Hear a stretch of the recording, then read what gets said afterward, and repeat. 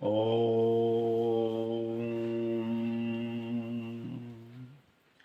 गुरुर्ब्रह्मा गुरुर्विष्णु गुरुदेवे महेश्वर गुरु साक्षात् परम ब्रह्म गुरुवै श्री तस्मै नमः।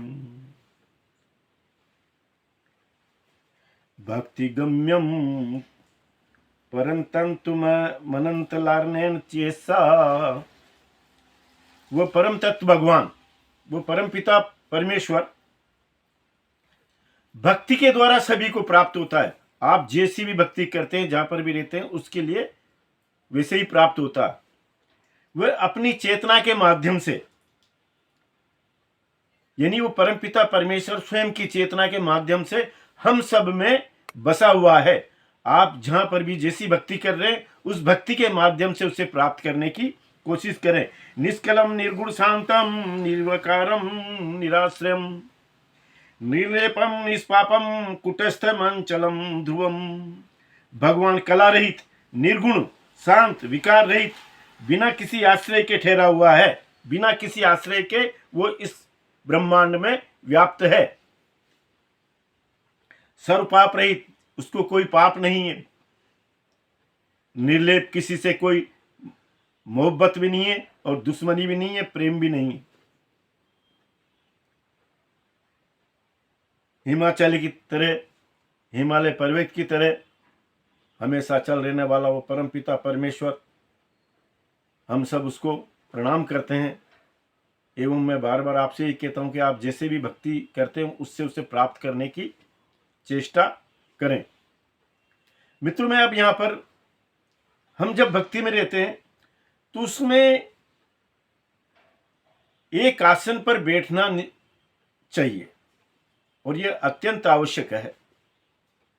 जिस किसी भी आसन पर आप बैठते हो, जिस कोई सा भी आसन आप लगा करके बैठते हैं, वो आसन दृढ़ता पूर्वक रहना चाहिए। 2-2, 5-5 मिनट करके अपने समय को बढ़ाते रहें। ध्यान की एकाग्रता तो आप आसन की दृढ़ता के बिना नहीं बना सकते।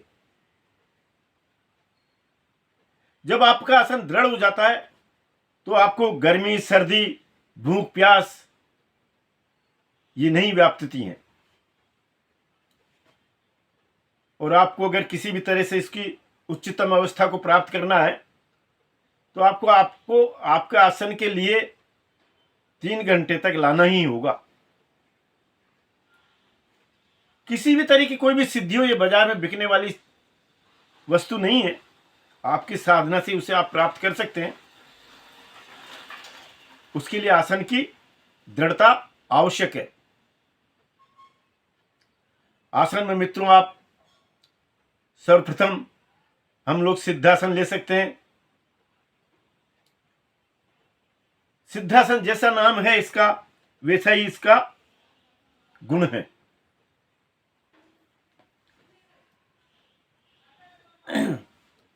सर्वप्रथम आप पांवों को फैला लें, ये इस तरह से।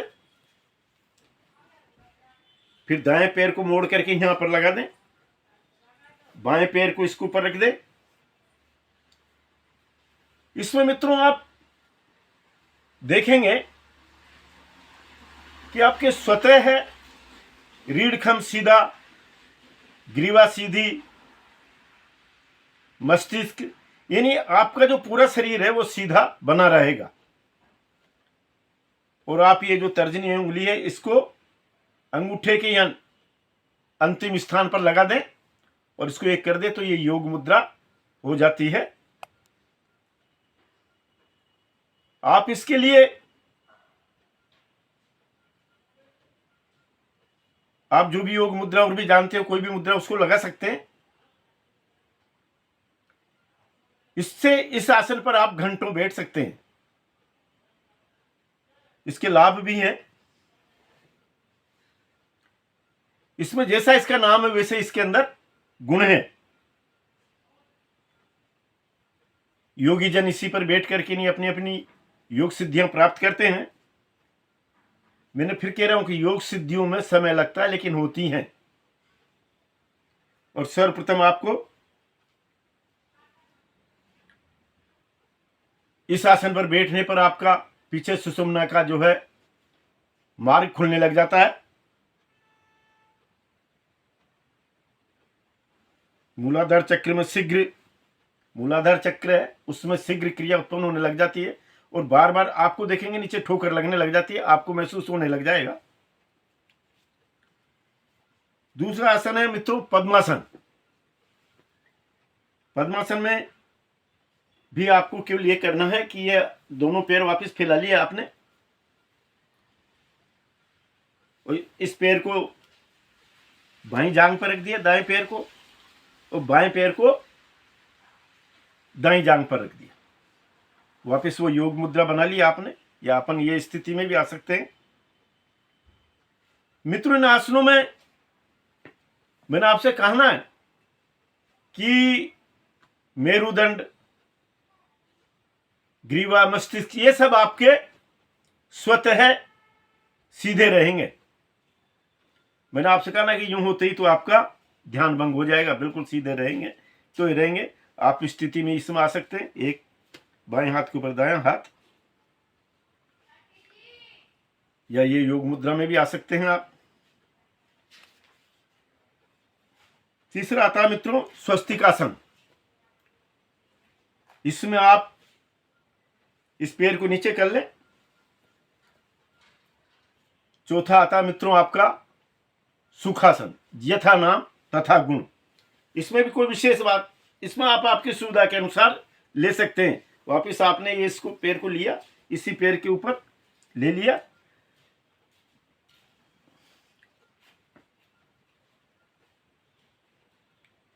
इसमें आप अपने सुविधा अनुसार पैर को ऊपर नीचे, घुटने को मोड़कर जैसे भी हो वैसे आप कर सकते हैं, आपकी सुविधा के अनुसार। यह आसन भी लंबे समय तक बैठे रहने में किसी तरह की कोई परेशानी खड़ी नहीं करता है, इसलिए इसका नाम सुखासन रखा है। और भी मित्रों, मैंने आपसे एक बात कही कि जिस किसी भी आसन को आप जानते हो, उस आसन पर आप लंबे समय तक बैठे रह सकते हो या टिके रह सकते हो, और जिसमें पूरा शरीर आपका सीधा रह सके, तभी जाके आपके सुषुम्ना के द्वार खुलेंगे।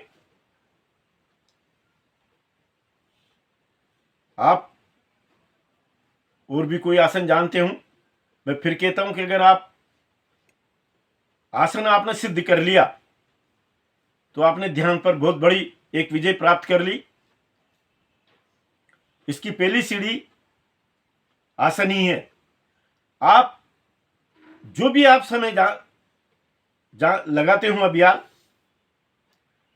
उस समय में आप 2-2, 5-5 मिनट करके, अधिकतम 5 मिनट, कम से कम 2 मिनट करके अपने समय को बढ़ाते हुए चलें। भक्ति के लिए, किसी के भी लिए आसन की दृढ़ता होना अत्यंत आवश्यक है।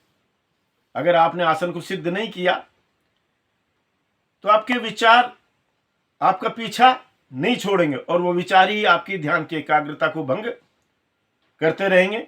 इसलिए मित्रों, पुनश्च मैं ये कहूंगा, आप जो भी आसन जानते हो, जैसे भी आपने कर रखे हो, उन आसन पर ही बैठे आप। इसमें कोई वो नहीं है, लेकिन आसन वही होना चाहिए जिसमें कि आपका शरीर सीधा रह सके। अगर आपके शरीर में कहीं से भी लचक आ गई, कहीं से भी बैठने की वो आ गई, तो फिर आप उस एकाग्रता को प्राप्त नहीं कर सकेंगे। इसलिए आसन पर भी विशेष ध्यान दें। नमस्कार।